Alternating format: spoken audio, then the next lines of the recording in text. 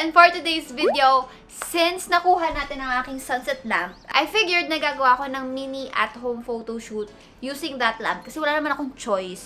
Since nasa bahay tayo, no? At naka-GCQ naman tayo.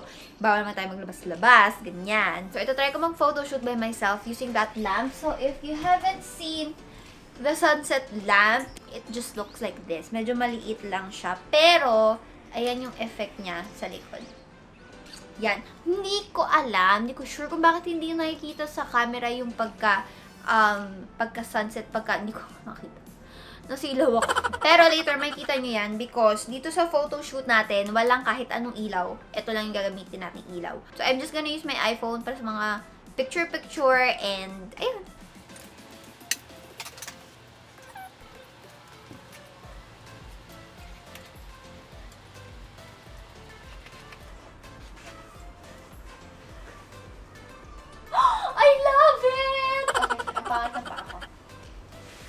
Pumatong talaga sa dresser.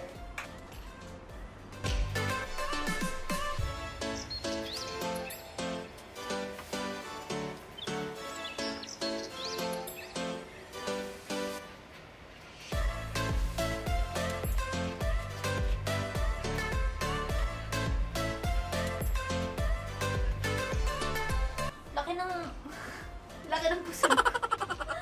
Okay, iibahin ko naman. Move ko naman yung ilaw.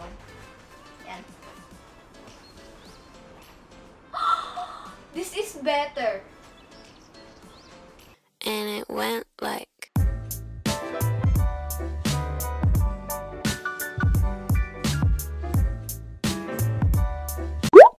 Okay, so right now, different setup tayo. Meron tayong daylight dito, like alas 11 ng umaga ngayon.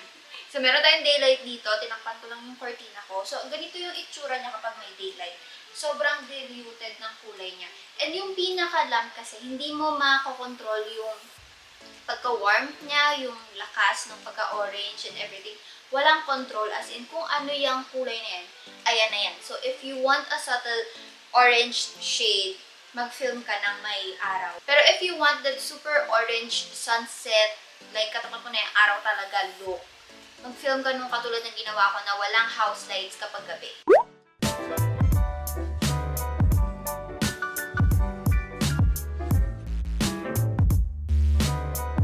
Okay, so ito yung itsura niya ng direct sunlight na malapit ako sa daylight natin. Wala ka nang makita na orange. As in, wala yung nasis. Parang may shadow na lang ako dito sa likod, pero wala na talaga. Okay, so verdict natin dito sa sunset lamp na to. I think it's kinda expensive, 750 pesos for this. Sobrang daming listing nito sa Shopee and Lazada, pero that time na naghahanap ako, ito yung pinakamura, 750 pesos. Maybe magbumura pa to, lalo na kung marami nang nagbebenta sa market. Pero if you're into photoshoots talaga, tsaka feeling mo, masusulit mo talaga to, hindi lang dahil sa hype siya ngayon, you know. Feeling ko sulit yung 750 pesos. Kasi ang ganda talaga ng effect niya. As in, sobrang nakaka-motivate siya mag-photoshoot. Sa totoo lang, pag nakikita ko to, parang gusto ko mag-ayos, tapos mag-picture and everything. So, ayun, kaya ganito yung get up ko today. Oh my gosh! Naiinis ako dito sa glade na to. I mean, ang bango niya, pero psst, psst. Ganun siya na ganun. Lagi ako nagugulat. Anyway, ayun, if you really like photoshoots at sa tingin mo masulit mo to, go buy this one.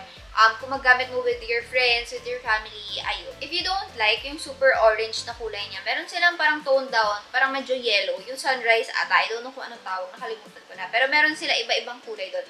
You can choose kung anong gusto nyo doon. Ayun lang guys, thank you so much for watching this video. I hope you enjoyed watching. Again, yung link nito nasa description box below. Yung variation na kinuha ko ay sunset red black. Ayun lang guys, thank you so much for watching and I will see you on my next one. Bye!